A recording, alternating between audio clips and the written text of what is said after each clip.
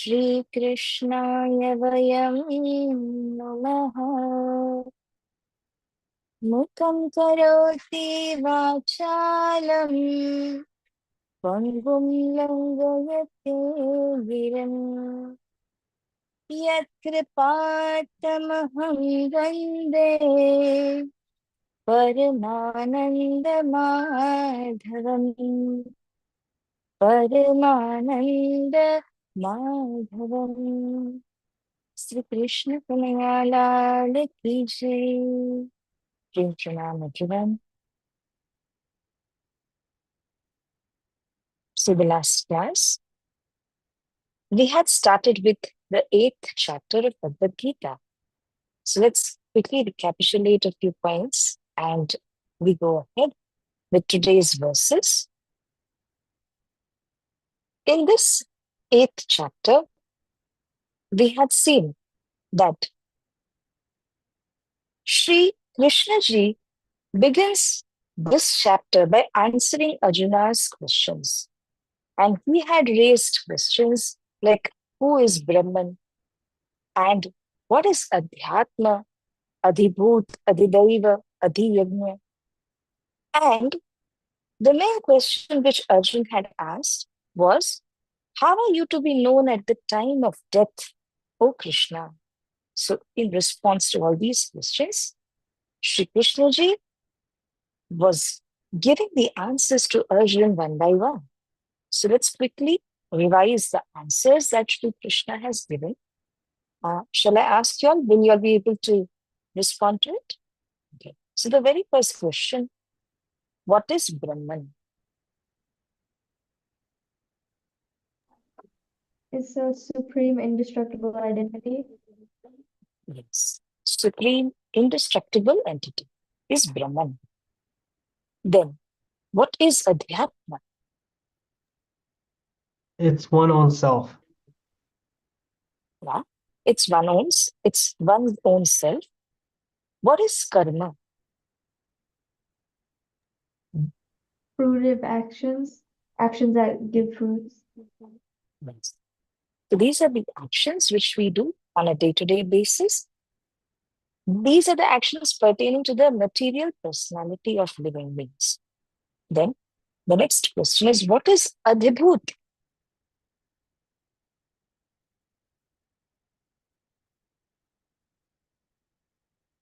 It's the physical manifestation and it's constantly changing.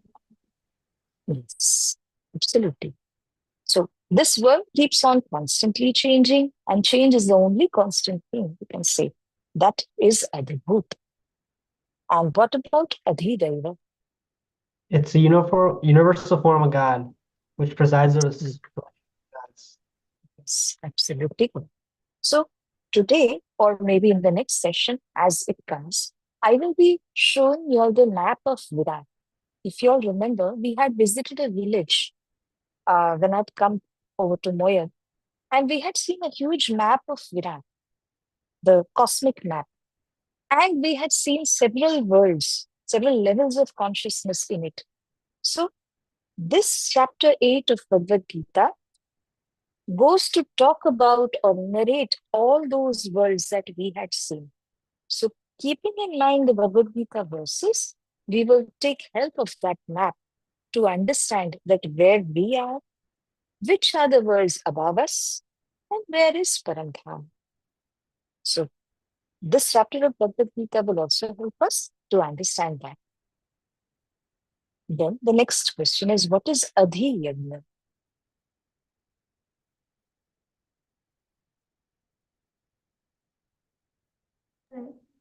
The Lord of all sacrifices. Yes. So it is Sri Krishna who dwells in the heart of all the living beings and the Lord of all sacrifices. So it is basically Adhiyagna is Sri Krishna himself. Then, in the 5th verse that we discussed, Krishna says that who will be able to come to my abode, or who will be able to attain me for sure. The answer to it is in the 5th verse. Whoever is able to remember Sri Krishna at the time of death will be able to go to heaven. Yes. So while dropping the body, if one is able to remember Sri Krishna ji and his divine name, that soul will definitely, without any doubt, will reach the abode of Sri Krishna. Then in the sixth verse, mm, Sri Krishna ji has given a rule that whatever you remember at the very last moment of your life, that itself you will attain, because that will be the state which you will attain. So someone remembers his youngest child because the maximum attachment is with the youngest child. So that person might be born to him. Someone may remember his properties and estates. Such a person may be born as a dog or a snake, defending that wealth. So whatever you think last, you will attain that state. So it is very, very important that the last moment of the life, we should remember Sri Krishna ji alone. And it is not easy. Those who even practice to do that may fail. So those who do not practice, there's a very rare chance that one might be able to remember Krishna in the very last breath.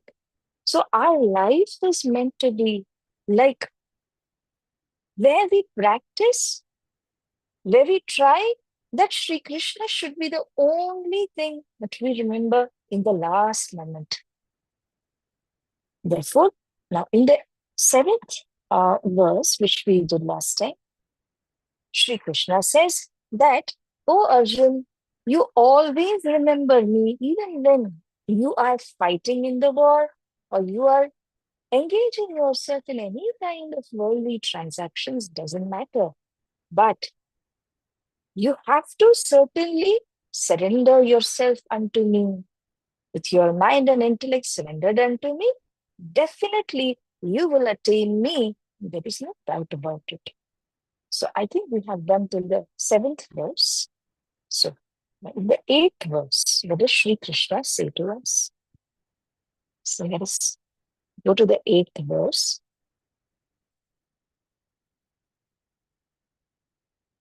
We share it with you.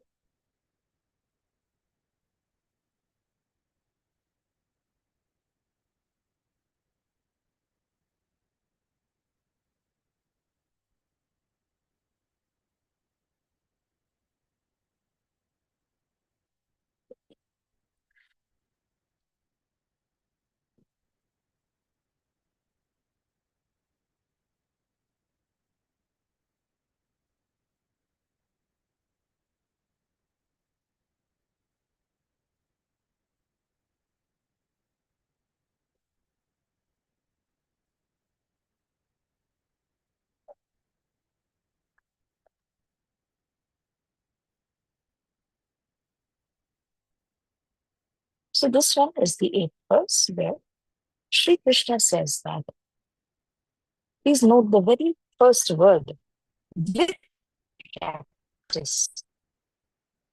It is very important. It cannot be done randomly. It just cannot be done when you think of doing it.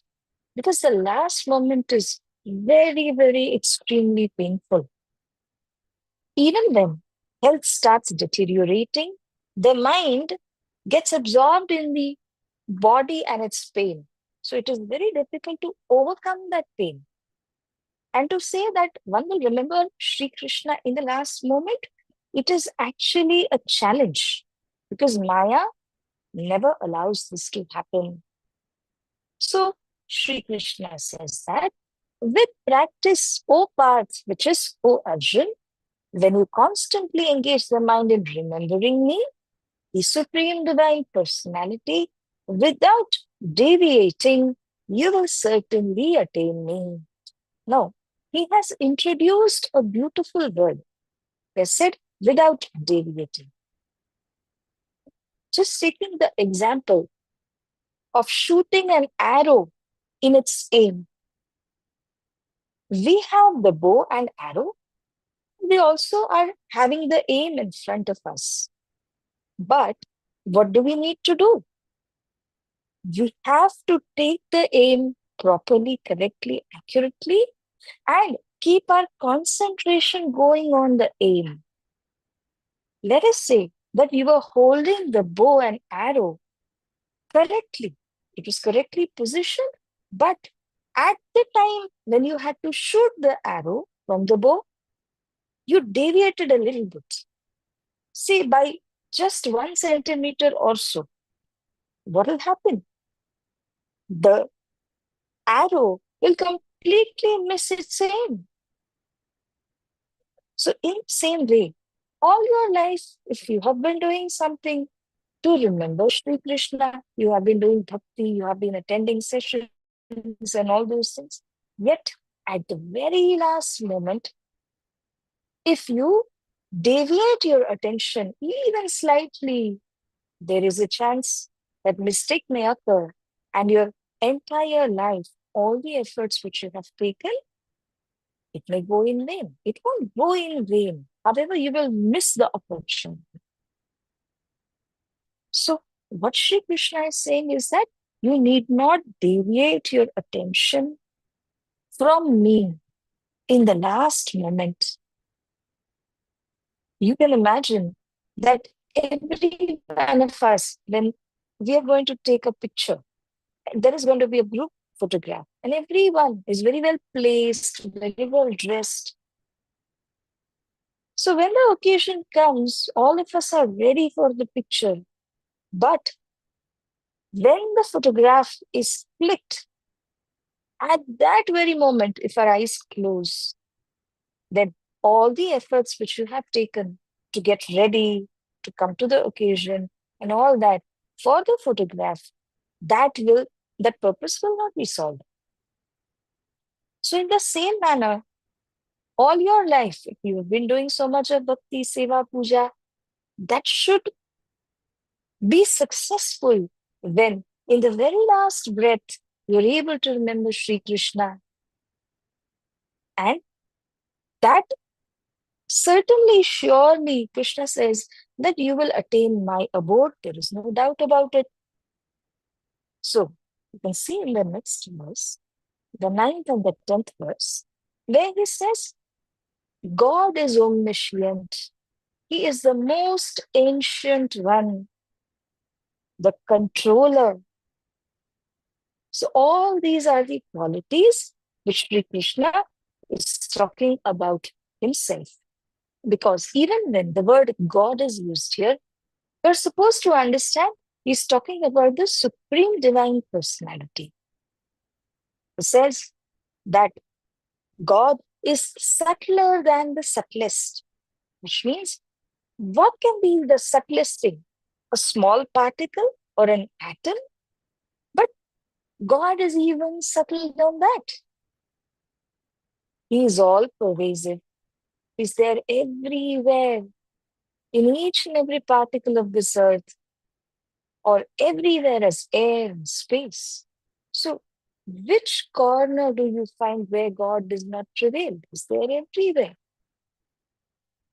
So, he is subtler than the subtlest, the support of all. Each and every one will get support from him when asked. Even when we do not ask, he is providing us the support. But wherever we think that there is a limitation in me and we want some more support for that, we definitely pray and get it from him. So he is the support of each one of us without any partiality.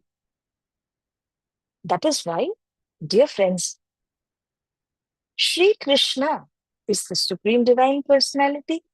He will be giving the resources of the earth to anyone and everyone, whether he is a sinner or whether he is an ascetic, is a virtuous person. Irrespective of that, Sri Krishna gives all the amenities of the world to each and every one of us. This is part of his universal grace. He is the support of all. Then the next one is, he is the possessor of an inconceivable divine form. Conceivable is what we can see through our physical eyes. But inconceivable is something which cannot be seen with our physical eyes. So he has an inconceivable divine form. And in this manner, not all of us will be able to see Sri Krishna ji with our physical eyes. What do we need to have? We need to have the discerning eyes of the heart. Because even our heart can see. The eyes which the heart has is called the discerning eyes, with which you can see Krishna. So he is brighter than the sun and beyond all darkness of ignorance. Who gives brightness to the sun? The sun gives everyone light, energy, and charging. But who provides charging to the sun? It is the Supreme Divine Personality himself. He not only charges one sun, but there are so many suns in the galaxy with their own respective solar system. All of them are being provided brightness by the Supreme Divine Personality, Sri Krishna. But he is brighter than the sun. Now, in this cosmos, in this world of Maya, ignorance prevails everywhere. So, Shri Krishna is even beyond the darkness of ignorance because nothing can touch him, nothing can affect him. He is the supreme power. Further, he says, one who at the time of death, without unmoving mind, with an unmoving mind attained by practice of yoga, fixes the prana or life air between the eyebrows and steadily remembers the Divine Lord with great devotion, certainly attains him. So, this is something new which Sri Krishna ji is introducing here. He says that you have to fix your mind upon me with the practice of yoga. This is something which the yogis will be able to do. Who are the yogis? Yogis are those ascetics who practice yoga. We all know what yoga is.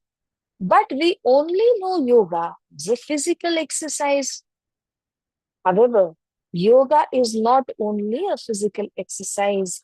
The actual essence of yoga is not to keep the body fit. Of course, that is one aspect. However, the actual essence of yoga is to unite with the Supreme Divine Personality. Because it teaches us meditation, contemplation. It teaches us the discipline of the body by which we will be able to focus our mind on the divine. That is what yoga means actually. You see the literal meaning of yoga? It means to unite. Unite with the Supreme Divine Personality. So Krishnaji here is mentioning one path. He says that if some yogic person who is engaged in the practice of yoga, he fixes his life breath, it is called prana in Sanskrit and Hindi, and life breath in English. So, till your life breath is there, you're alive. The moment it stops, one is dead. So, when the life breath is there, and a yogic person will use his yoga, will use the meditation and contemplation tricks with which he will be able to concentrate his prana or the life shakti, the life airs, between the two eyebrows. This is one of the yogic exercises. And by fixing his life breath in between, life airs in between the two eyebrows, he will be able to remember the Divine Lord with great devotion. And by doing so, since he is in practice, even in the very last breath of his life, he will be able to do it effortlessly because all his life he has been doing it. So, in the very last moment, he will be able to do it effortlessly. And that is how Sri Krishna says that such a yogic person will be able to attain me. Now, slowly, Sri Krishna is drawing Arjun's attention. He is driving at the point that everyone cannot be a yogic person. Everyone cannot practice yoga. What about the ordinary human beings? Because everyone wants to attain Krishna. What is the way out for them? So, for the yogic people, Shri Krishna has given this method. But now let us see, slowly and steadily, he will introduce the theme where even the ordinary people will be able to attain Shri Krishna effortlessly. So, let's move on to the 11th verse. I have to give it to you, right?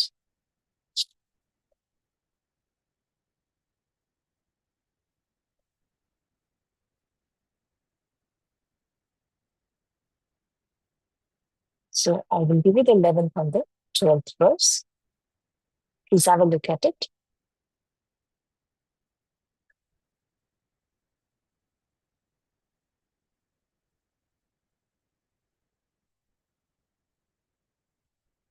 In the 11th verse, Sri Krishna is explaining how important and how valuable is attaining Sri Krishna.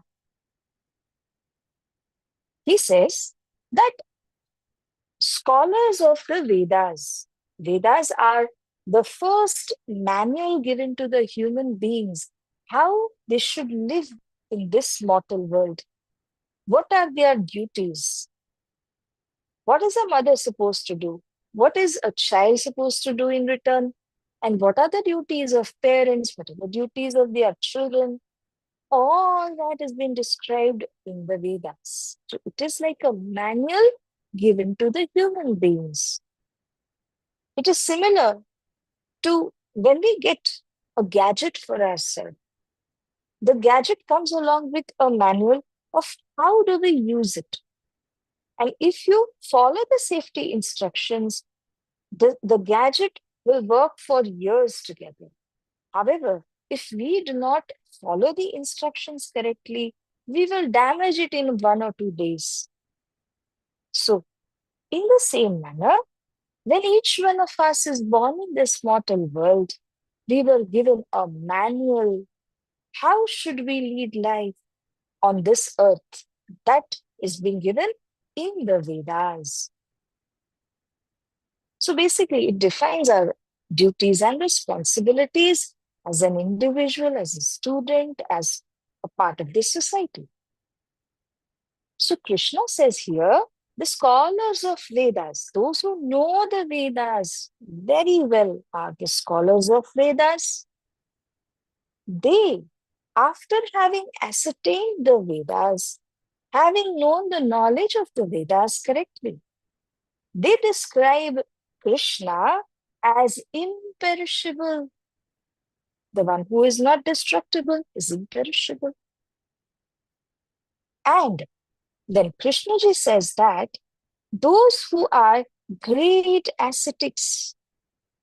Now, you all might have seen when you all visit India, especially when you visit Gujarat, when you go to Nautanpuri Dham and such places, you will see that there are so many sadhus, there are so many sant who keep on practicing, who keep on doing bhakti. They are the ascetics. So these are the ones whom we know. But there are many others also. And great ascetics practice the vow of celibacy and renounce worldly pleasures to enter into him. Sri Krishna ji is showing the importance of reaching him or his abode. The scholars of Veda have said that the abode and Sri Krishna are imperishable. The great ascetics, despite of taking so much of effort, and they have completely given up the worldly pleasures, they've entered into the vow of celibacy. And taking so much of effort, what do they want to do? They want to enter into Sri Krishna's abode because that gives you eternal liberation. So, now what Sri Krishna says to Arjun, "O Arjun, since you are my Sakha, you are my divine companion, my friend, which is why I will disclose to you, I will show you the path to that goal by which you can attain the goal very easily." So, despite of the fact that scholars of the Vedas, of the great ascetics, they have attained me with great difficulty, I will help you attain my abode and myself with great ease. Only thing is, whatever I tell you, you will have to follow the same. So now, slowly, he is introducing that path to attain the goal of Sri Krishna ji's abode. So now you all can see that in the 12th verse, restraining all the gates of the body, Shri Krishna says, there are, I think we have done this previously, there are 9 gates in the body. And when I had asked this question, I remember that there was some answer which made us laugh also. So there are 9 gates in the body, such as the eyes, the nose, the ears. And through these gates of the body, whatever we see in this world through our eyes, whatever we hear, all that gets imprinted on the mind. And whatever is imprinted on the mind, what will the mind think of? It keeps on thinking and churning over that. Therefore, it is always advised that whatever you see or hear should not be impure. It should not be something which gives the mind a negative frame of thinking or a negative imprint on which it will think again and again. Because if that happens, we are at a loss. Mind is our own instrument. The mind should not be full, but mind should be mindful. So keeping that concept in the mind, Krishna says, you have to restrain all the gates of the body such that no excess information, no negative information should enter into you. So we have to use our gates, our eyes, ears, and all the instruments in the body very wisely. Because if wrong information or negative information enters into it, the mind will keep on thinking over it and churning over it. So always try to keep a balance between using the social media for your own good and quitting from it, keeping a distance, again for your own good. All the reels, all the information which is available on the social media is very good, but it is good when you're able to utilize it for your own sake. If that keeps disturbing you, or if that makes your mind full, fuel full, then it will be a cause of distraction. Therefore, from this verse, we also understand that all the gates of the body, like eyes, ears, and all those things, we have to use them very wisely in such a way that no excess information, no negative thoughts enter into us. Mind is such a precious instrument if we use it for our good. So again and again, Krishna has been saying, befriend your mind, make it your best friend, and it will give you the best results. However, if you ignore the mind, it is the biggest enemy inside you. You have to tame the mind. So Krishna here says that when you restrain the gates of the body, and now the mind is free because it does not have anything to churn on, such a mind will have to be fixed in the heart region, which means Krishna is saying that you have to merge your mind with your heart. When this happens,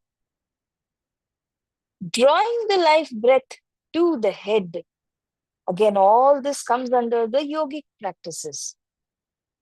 That when you draw the life breath to the head, one should get established in steadfast yogic concentration. In simple words, this is a yogic practice by which we will be able to be steadfast, to be focused upon yogic concentration upon Shri Krishna. However, when we were discussing this, even our discussion seems to be very difficult. Then how can we practice this? Practicing this needs a lot of effort. Practicing this needs a lot of disciplines too. Without efforts and discipline, one will not be able to fix their mind in such a way. Now, let's have a look at the 13th verse. Have I shared it? No, I have not shared it there. So I'll share the 13th verse with you.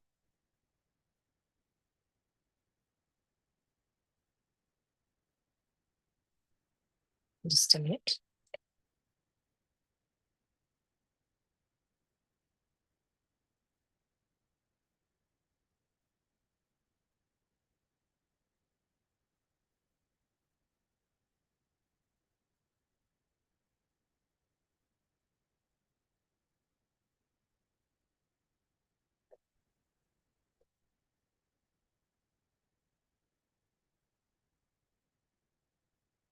So in the 13th verse, you can see Shri Krishna again brings in the fact, he reiterates that one who departs from the body while remembering me, the Supreme Personality, and chanting my sacred name will attain the supreme goal. So this is the yogic practice. He's talking about the yogic people that by remembering me and chanting my sacred name, if they drop their body with a focused mind, he has used the words in the previous verse by saying that the mind has to be brought together and merged with the heart by closing all the gates, restraining all the gates. Such a yogic practice will help to concentrate on the goal. So this is for the yogic people. And now, in the 14th verse, Sri Krishna ji says that, O Parth, O Arjun, for those yogis who always think of me with exclusive devotion, I am easily attainable because of their constant absorption in me. Now, if you look at what he's saying, Shri Krishna has introduced the word exclusive devotion. My dear friends, first of all, coming on the path of devotion itself is not easy, because to be devoted to any form of God or to Shri Krishna ji is not very easy. There are so many distractions which will pull you down, which will bring you back to the world. However, those who start engaging in devotion, they will feel addicted. Without devotion, they cannot live. They will become inseparable from devotion, because the power of devotion is such. Now, even when you are devoted, there is another term which Sri Krishna ji introduced here in the 14th verse. He has said, think those who always think of me with exclusive devotion. So if you look at those words, exclusive devotion, it means that the yogic person or the devotee is completely, without any other thoughts, focused on Sri Krishna alone. So those who know Tartam Vani, even in our Tartam Vani, Sri Pranaji has been advocating exclusive devotion everywhere. Why? Because when you are exclusively devoted, nothing else of this material world can pull you down. Mere devotion is not enough.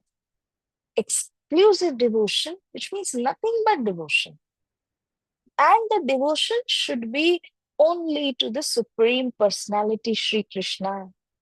Such a devotion has got zero chances of failure, and one will definitely attain Sri Krishna after that, because there is no other thought in the mind except Sri Krishna. There is a story regarding this. Let me quickly share it with you. There were two people who had boarded a small ship and they wanted to cross over the river. Suddenly, it started raining and there were floods in the river, so the ship could not move. Now, both of them thought that we have lost our life today because we will be caught in this flood. Both of them began to chant the names of their respective gods. So, there was one individual who was worshipping several gods, and he began to take the name, "Oh Lord Ganesh, please come and save me." After about half a minute, he would say, "Oh Hanumanji, please come and save me." And in no time, he would say, "Oh Ramji, please come and save me." Now, what happened? His mind was never fixed on any deity.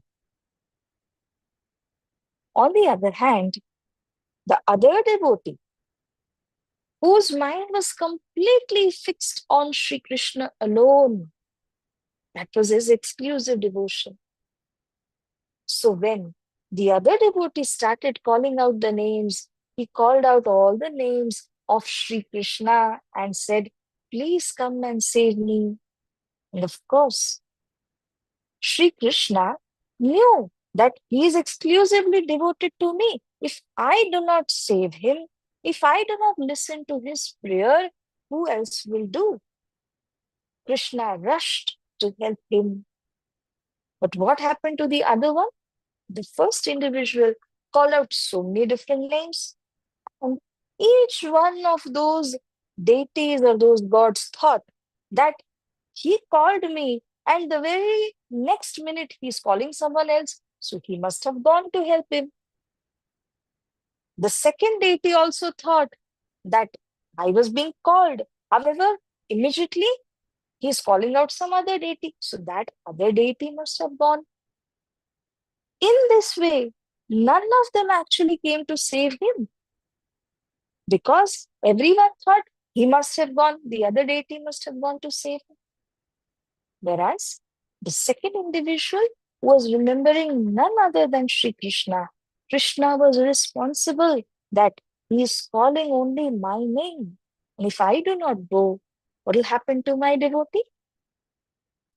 This is the power of exclusive devotion. So Sri Krishna, while and again in Gita, repeats this concept to Arjun, saying that, oh Arjun, you have to be exclusively devoted. Not only devotion, but exclusive devotion is very important. So, keeping this concept in mind, let's look at the 14th verse. The message, the teaching that Sri Krishna is giving here is that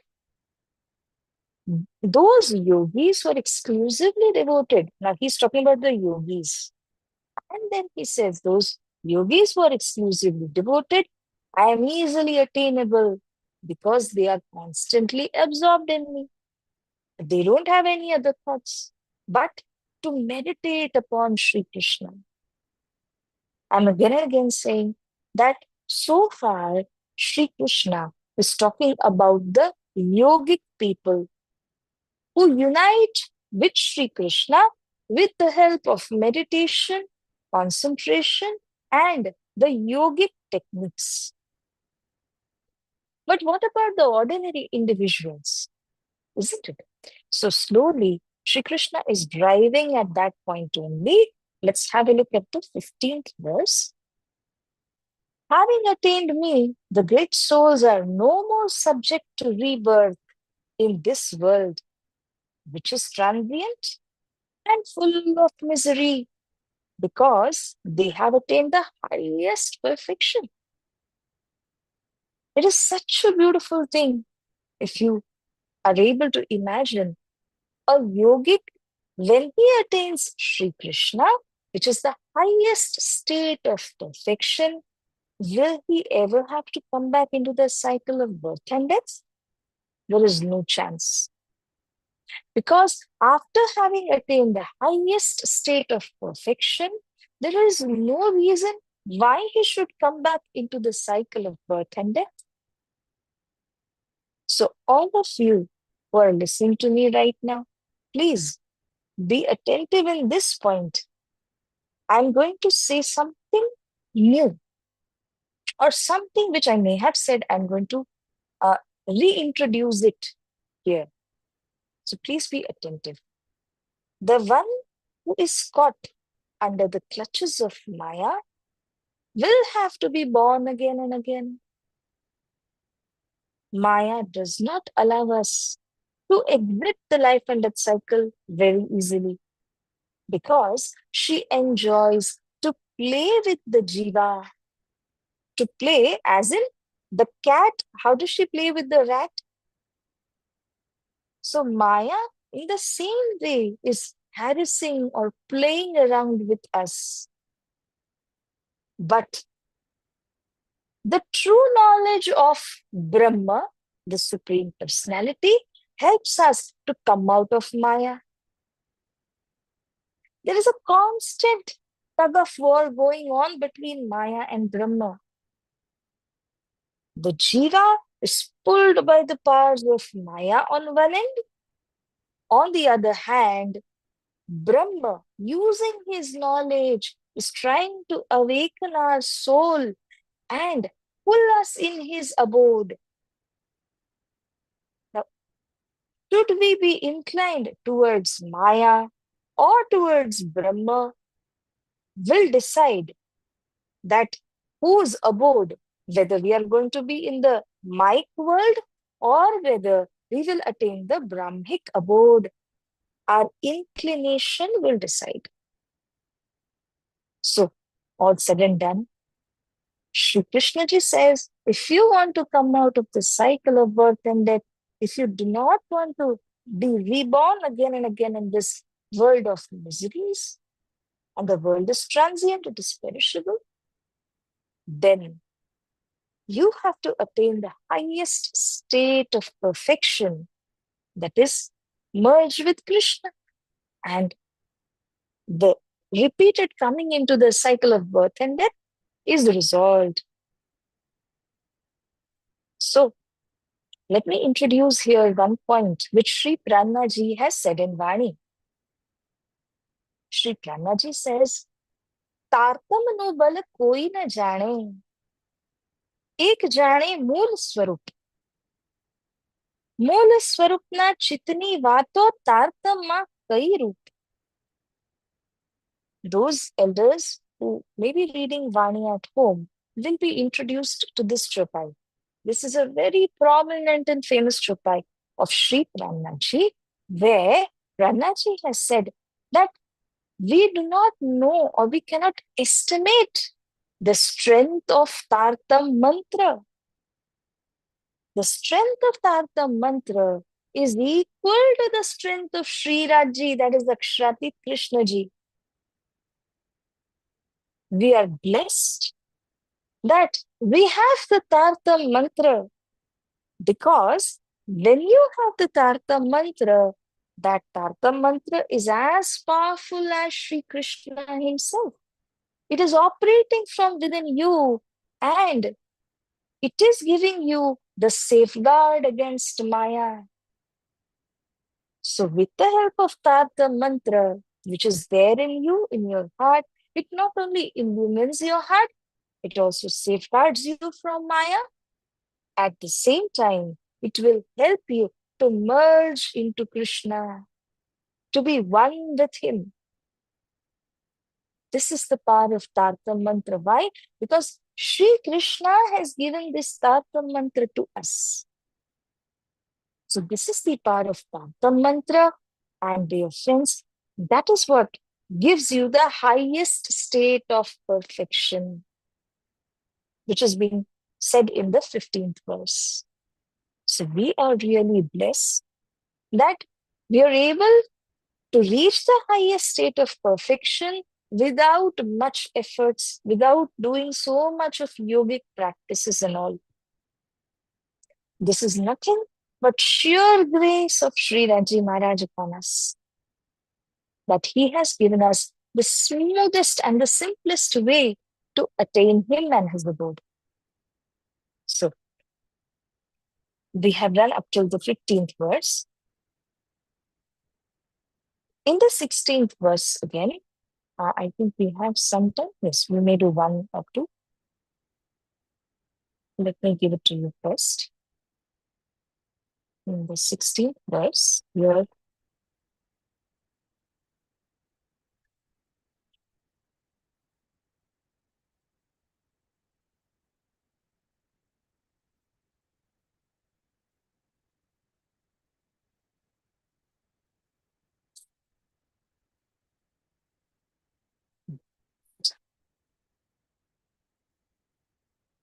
Sri Krishna says in the 16th verse, in all the worlds of this material creation, up to the highest abode of Brahma. Sorry, this is Brahma.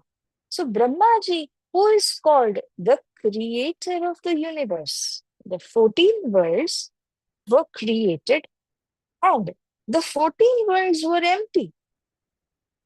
Just as you construct a new house for yourself, but until and unless you bring in the furniture or the family members shift to the new house, it is vacant. Similarly, the 14 worlds, the frame of it was created. However, it was empty.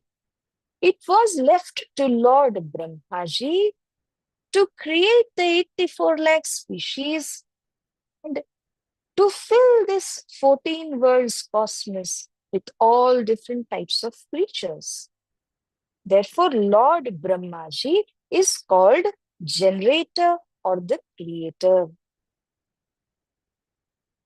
I have been discussing this with you.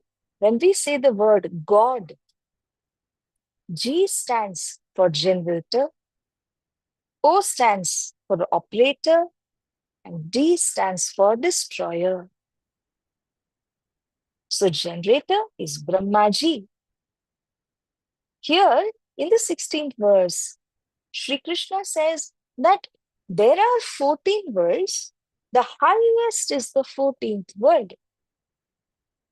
And If you go in the ascending order, right from the lowest world, it is called the netherworlds, and you keep on moving upwards. You go to the 14th world, that is the highest world of Lord Brahmaji.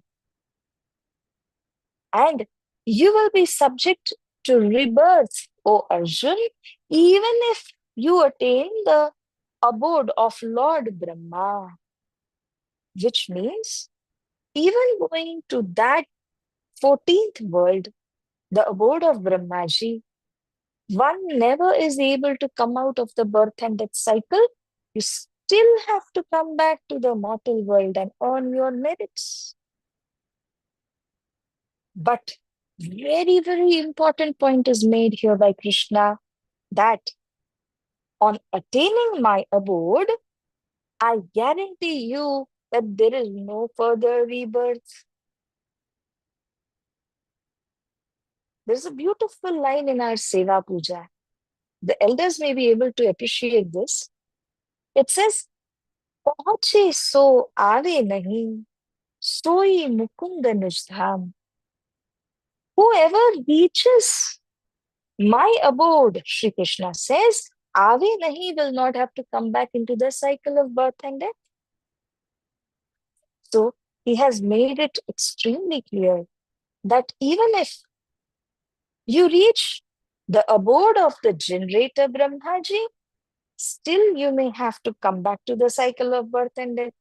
But on attaining my abode, Sri Krishna says, you will not have to come back to the cycle of birth and death. Once and for all, you're admitted to my abode. So we need to understand that there is a perishable gamete and an imperishable gamete. The perishable gamete is something which gets destroyed with time. However, even after it is destroyed, the imperishable gamete still remains as it is.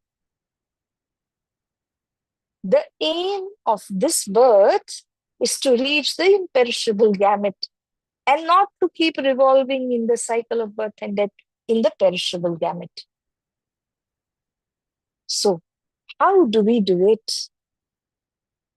As an ordinary individual, we are not yogis. We are not following the pattern of yoga or, adhering to so much of discipline in our life. We are ordinary human beings.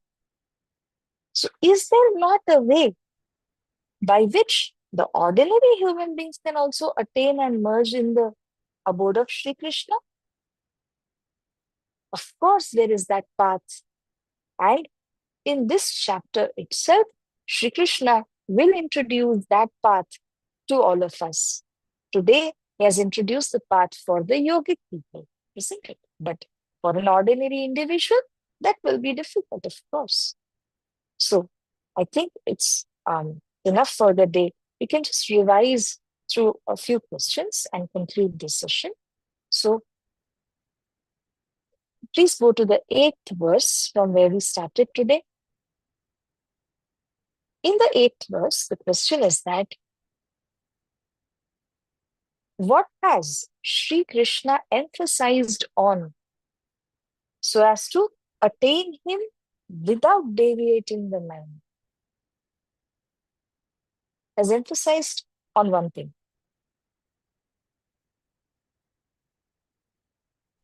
So can you please repeat the question? Sorry. Sure. In the 8th verse that we did today, what has Sri Krishna emphasized upon, by which, without deviating your mind, you will be able to attain him? It must be with practice. Exactly, with practice. Because without practice, if you do it one day, if you do not do it for 2 more days, everything is gone. Constant practice and consistency is the trick. So with practice, you need to remember him so that the same practice will be able to give you success in the last moment. Then, coming to the 9th and the 10th verse, Sri Krishna has said, many other things like God is omniscient. Omniscient is the all-knowing one. He knows each and everything which is going on in you. So please note this word. Omniscient is the all-knowing God. He's the most ancient one because even when the creation was not there, who was there? Krishna was there. So he is the most ancient, the controller. He knows how to control this entire universe. He is subtler than even the subtlest atom. And support of all, he has such an inconceivable divine form, which is not visible to most of us. He's again brighter than the sun and beyond the darkness of the world. These are all the qualities of Sri Krishna by which we will be able to understand that the very nature of Sri Krishna is that he is infinite. He is beyond any boundaries, beyond any limits. So, in this way, in the 10th verse, Sri Krishna has mentioned a way for the yogic people. How can they attain Sri Krishna in the last moment of their life? Please look at the 10th verse and please answer this. Through the practice of yoga. Yes. So, what exactly did he mention? Can you please look at the 10th verse and say that? Unite with the divine supreme personality. Yes. And how do you unite? If you see the exact wordings, fix the life as between the eyebrows and start concentrating, start meditating upon the divine Lord. And that is how one will attain him in the last moment. But that is again, as I said, there's a yogic practice. And in the 11th verse, what do the scholars of Vedas call Sri Krishna as? They call him imperishable. Imperishable. But what do the great ascetics practice to attain his abode? They practice celibacy and they have to renounce the worldly pleasures. Yes, they do practice the vow of celibacy, they renounce the pleasures of the world in order to attain Sri Krishna's abode. Ah, okay, so in the 12th verse, what should one restrain in the body in order to get his concentration upon Sri Krishna? The 9 gates. The 9 gates, because those 9 gates are from where we receive the inputs, and the mind getting those inputs keep on churning over the inputs. But if the mind has to be focused, the gates have to be restrained. Yeah. The 13th verse. Okay. Here, Sri Krishna has said that the one who departs from the body chants my sacred name, he will definitely be able to attain my abode. But this has to come into practice, because without practice, we will not be able to attain this goal. In the 14th verse, Sri Krishna has introduced a very beautiful term, which we discussed. Can you please highlight that term? What is that term that he used? Is it exclusive devotion? Yes, exclusive devotion. And could you please explain it in short? Essentially, it is just the unwavering devotion to Sri Krishna. Absolutely. So it is only to Sri Krishna without any other deities or any other forms, because we know the Godhead is Sri Krishna. And when you worship the Godhead, when you worship the roots, everything else is attained on its own. So, exclusive devotion to Sri Krishna means that you are completely focused upon Him alone. Um, and To the great souls who attain Sri Krishna's abode, what state do they attain? Verse 15. They are no more subject to rebirth in this world. Exactly. There is no more rebirth for them. The state which they attain is highest perfection. So, in this way, Sri Krishna says that if you give up all the material things of the world, you're not concentrating upon them and are fully focused upon Sri Krishna, that is how you will be able to attain his abode. And the last thing that he mentioned, even if you go to the highest world in the 14 worlds cosmos, it is the world of Brahmaji. Brahmaji is the generator. Does one have to come back if one reaches the abode of Brahmaji? Yes. Yes. Still, you have to come back. But does one have to come back once you attain Krishna's abode? No. So, after attaining Sri Krishna's abode, there is complete exit from the cycle of birth and death. And that is why we need to utilize this human birth in such a way that we attain Sri Krishna's abode and do not fall back into the miserable world again and again. So, this is the essence of what we studied today. Now, in the next session, with the grace of Sri Krishna, we will be able to see the map of Virat, where we will get to see all the worlds which are there on one top of the other. And where is Sri Krishna's abode? The imperishable abode of Krishna will also be seen.